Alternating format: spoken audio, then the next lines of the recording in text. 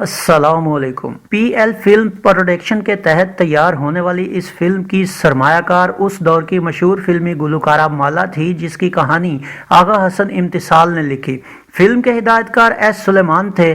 عکس بندی کا کام علی جان نے ادا کیا۔ اردو زبان کی یہ فلم لاہور کے ایورنیو اسٹوڈیو لاہور میں تیار کی گئی اور 1969 کی اس 111ویں فلم کا نام تھا بہاریں پھر بھی آئیں گی۔ فلم کے نمایاں اداکاروں میں محمد علی، زیبا، روزینہ، لہری، رجنی، تالش، اعجاز اختر، حامد اور مہمان اداکاروں میں مصطفیٰ قریشی، عطیہ شرف اور احمد رشدی شامل تھے۔ اس فلم کی کہانی کیا تھی؟ آئیے دیکھتے ہیں۔ ناظرین، اس فلم کی کہانی ایک اکیلے اور امیر آدمی ناصر اداکار محمد علی سے شروع ہوتی ہے جو اپنے دوستوں کے ساتھ آب و ہوا کی تبدیلی کے لیے مری جاتا ہے، مگر راستے میں اس کی ملاقات نجمہ اداکارہ زیبا، اس کی سوتیلی بہن روبی اداکارہ روزینہ، اس کے باپ اداکار تالش اور اس کی سوتیلی ماں اداکارہ رجنی سے ہو جاتی ہے، جو اپنی کار کا ٹائر پنکچر ہونے کے بعد مری جانے والے راستے پر بے یار و مددگار بیٹھے ہوتے ہیں۔ شریر اور چلبلی روبی ناصر کی کار کو روک کر لفٹ مانگتی ہے، مگر ناصر نجمہ کے حسن کو دیکھ کر مبہوت ہو جاتا ہے اور انہیں اپنی کار میں بٹھا لیتا ہے۔ اب مری میں ہونے کے باعث ناصر نجمہ سے ملنے گاہے بگاہے ان کے گھر کے چکر لگا کر نجمہ کے ماں باپ سے راہ و رسم پیدا کرتا ہے، مگر انہیں یہ نہیں بتاتا کہ وہ انتہائی امیر کبیر ہے۔ دوسری طرف نجمہ بھی ناصر کو گھاس نہیں ڈالتی اور یہ بات ناصر کو نجمہ کا اور دیوانہ کر دیتی ہے۔ اب ادھر روبی بھی چپکے چپکے ناصر کو پسند کرنے لگتی ہے، مگر ناصر اس سے کنی کتراتا ہے۔ ایک دن ناصر بہانے سے نجمہ کو اپنے ساتھ لے جاتا ہے اور اسے اپنے بارے میں سب سچ بتا دیتا ہے۔ اس کی سچائی، سادگی اور معصومانہ انداز سے نجمہ کا دل پسیج جاتا ہے اور وہ ناصر کی محبت کے آگے ہار مان کر اقرار محبت کر لیتی ہے۔ اب ناصر اور نجمہ کی ملاقاتیں بڑھ جاتی ہیں، لیکن ایک دن روبی ان دونوں کو دیکھ کر حسد کا شکار ہو جاتی ہے اور اسی حسد کی آگ میں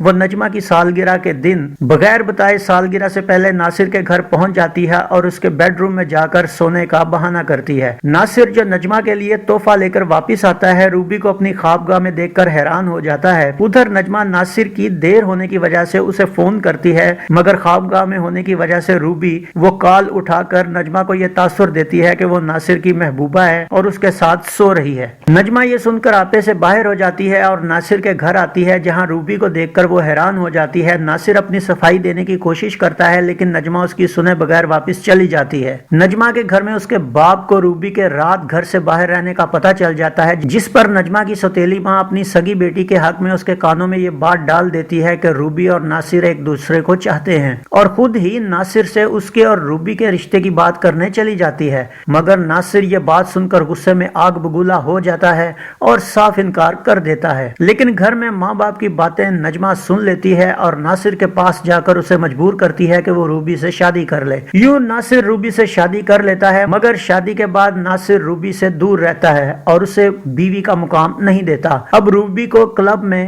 ایک اوباش شخص نعیم اداکار مصطفیٰ قریشی ملتا ہے، جس سے وہ اپنا دکھ بانٹتی ہے۔ نعیم روبی کی خوبصورتی اور اس کی دولت دیکھ کر اسے اپنی محبت کے جھوٹے جال میں پھنسا لیتا ہے اور ناصر کی موت کا انتظار کرنے کو کہتا ہے تاکہ اس کی دولت ہتھیائی جا سکے۔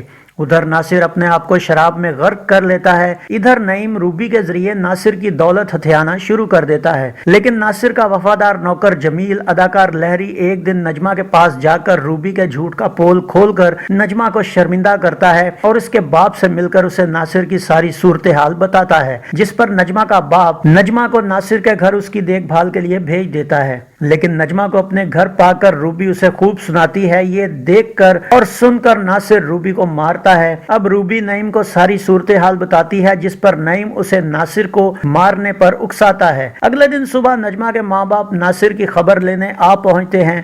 روبی ناصر کے لیے ناشتہ بناتی ہے اور دودھ میں زہر ملا کر ناشتہ لے کر آتی ہے، لیکن ٹھوکر لگنے کی وجہ سے ناشتے کی ٹرے گر جاتی ہے اور دودھ بکھر جاتا ہے۔ اسی دوران ایک بلی آ کر زمین پر گرا دودھ چاٹنے لگتی ہے اور روبی راز کھل جانے کے خوف سے الٹے پاؤں پیچھے چلنا شروع کر دیتی ہے اور الٹی چلتی ہوئی پہاڑ کے کنارے پہنچ جاتی ہے۔ ادھر بلی دودھ پیتے ہی مر جاتی ہے۔ यूं रूबी की चाल सब पर अयां हो जाती है। अपना राज खुल जाने पर रूबी जो पहाड़ पर खाई के किनारे होती है वो किनारे पर लगी रेलिंग से टकराती है और खाई में गिरकर अपने अंजाम को पहुंचती है। इस तरह रूबी का खात्मा होता है। रूबी की मां आखिर में सबसे माफी मांगती है और यूं नजमा और नासिर का मिलन हो जाता है। इस फिल्म का म्यूजिक क्या था, आइए देखते हैं। माला, मेहदी हसन और अहमद रुश्दी के गाए गानों की शायरी ख्वाजा परवेज और मसरूर अनवर ने की, जिनका म्यूजिक गुलकारा माला की बहन शमीम नाजली ने तरतीब दिया। नाजरीन, यहाँ एक अहम बात आपको बताता चलूं कि शमीम नाजली को पाकिस्तान की पहली मौसीकार खातून होने के तौर पर याद किया जाता है, लेकिन आपको इत्तलान ये बात बताता चलूं कि पाकिस्तान में पहला फिल्मी गाना कंपोज करने का सेहरा जिन खातून के सर जाता है वो खातून गुलकारा कौसर परवीन थी, जिन्होंने 1961 की फिल्म जादूगर के लिए गाना कंपोज किया था, जिसके बोल थे तू सामने है फिर भी तेरा इंतजार है, और ये गीत गुलकार सलीम रजा ने गाया था।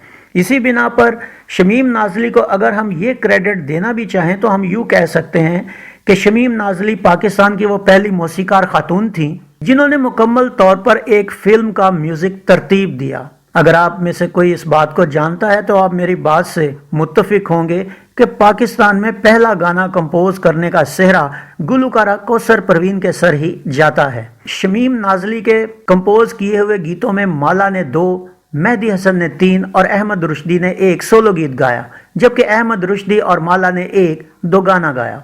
7 गानों पर मुश्तमिल इस फिल्म में माला के गैरों से प्यार ने मुझे बेकरार किया ये गीत अदाकारा ज़ेबा पर पिक्चराइज किया गया।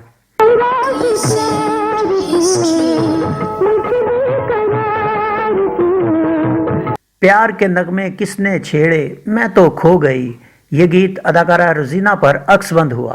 प्यार के नगमे किसने छेड़े मैं तो खो गई, बहुत रोका था दिल फिर भी उनकी हो गई। मेहदी हसन के मेरे लिए जहां में और कोई भी अब खुशी नहीं ये गीत अदाकार मोहम्मद अली पर फिल्माया गया।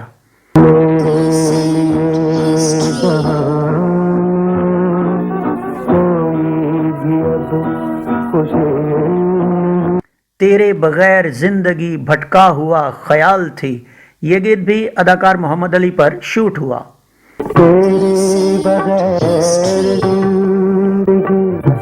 भटका हुआ ख्याल थी, तुम आए हो तो ये दिल दूर हो गया गम से। नाजरीन, बोल तर्ज पर गाया गया ये गीत इस फिल्म में प्लेबैक किया गया और अदाकार मोहम्मद अली पर पिक्चराइज हुआ। तुम आए हो तो ये दिल दूर हो गया गम से। अहमद रुश्दी का जीना है प्यारे तो प्यार कीजिए, आए हो तुम दुनिया में प्यार के लिए ये गीत अदाकार अहमद रुश्दी पर ही अक्सबंद हुआ। जीना है प्यारे तो प्यार कीजिए, आए हो तुम दुनिया में प्यार के लिए। अहमद रुश्दी और माला का खुश नसीबी है मेरी तुमने अपनाया है ये गीत अदाकार मोहम्मद अली और अदाकारा ज़ेबा पर फिल्माया गया। तुमने अपनाया है